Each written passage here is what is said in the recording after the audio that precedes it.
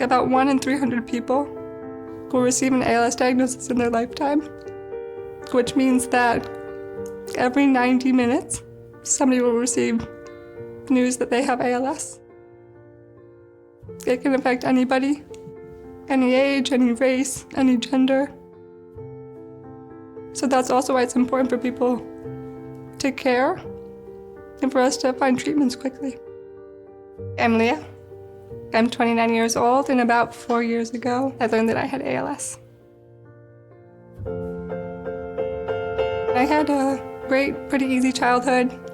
I have 2 younger sisters. I spent a lot of time in the swimming pool. I did both normal swimming and a lot of synchronized swimming as well. I loved to dance, was quite social, had a lot of friends. I met my now husband, Hugo, who's French, and eventually we decided to go back to Paris. And so I lived there for a good few years. I started waking up with leg cramps during the night. I would go to yoga and my balance would feel a bit off. I'm Jeff Stavenhagen. I'm Leah's dad and Chief Scientific Officer of 3D Bio.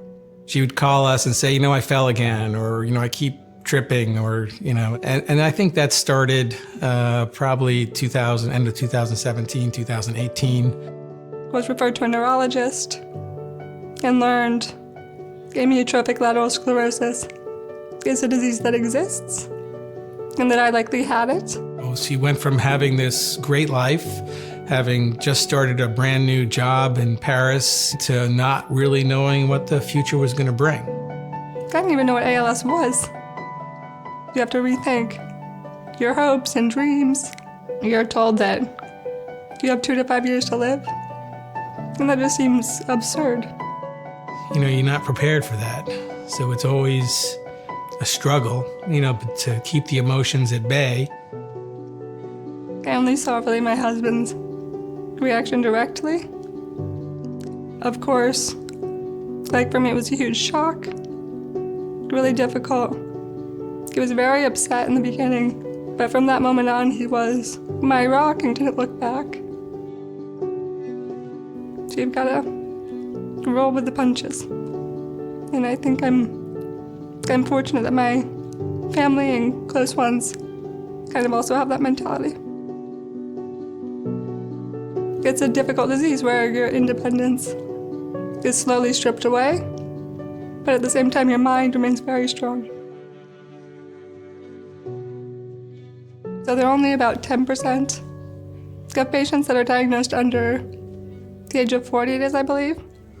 So I didn't really see people out there that looked like me, which is tough because disease is so isolating.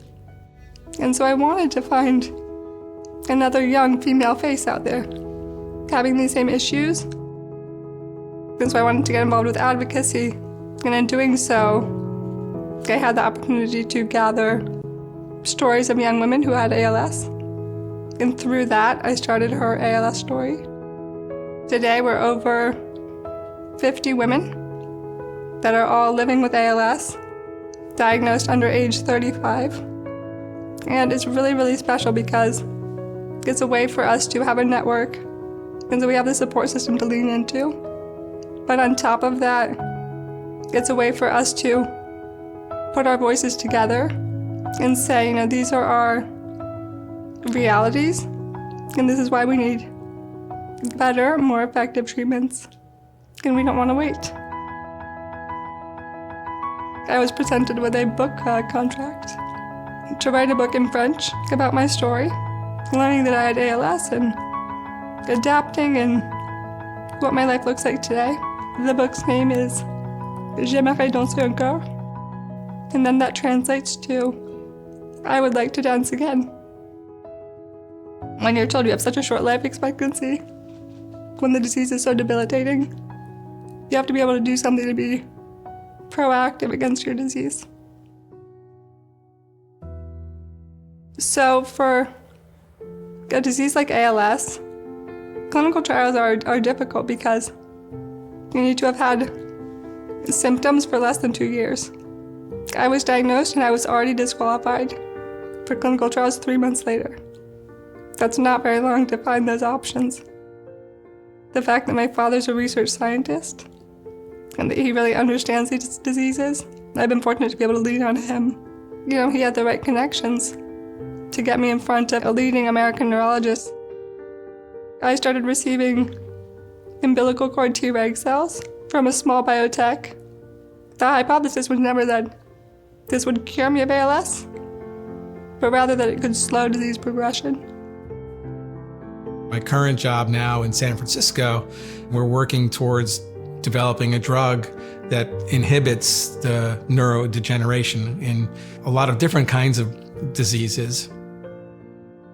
Something like Gateway Labs is the opportunity to marry the resources of big pharma and the agility, the innovation of biotech to move things forward faster, because I think a big issue is that there is a lack of collaboration between pharma, laboratories, patients, biotech, and so that's kind of eradicating some of the barriers so that there can be better collaboration.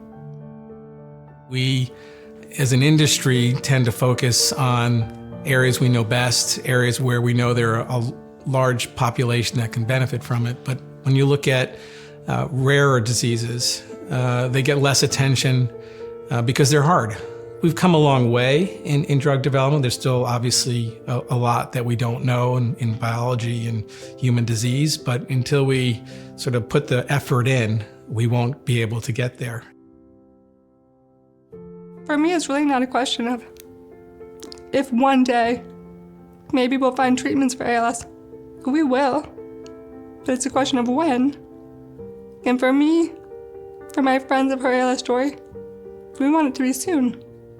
We can't wait decades.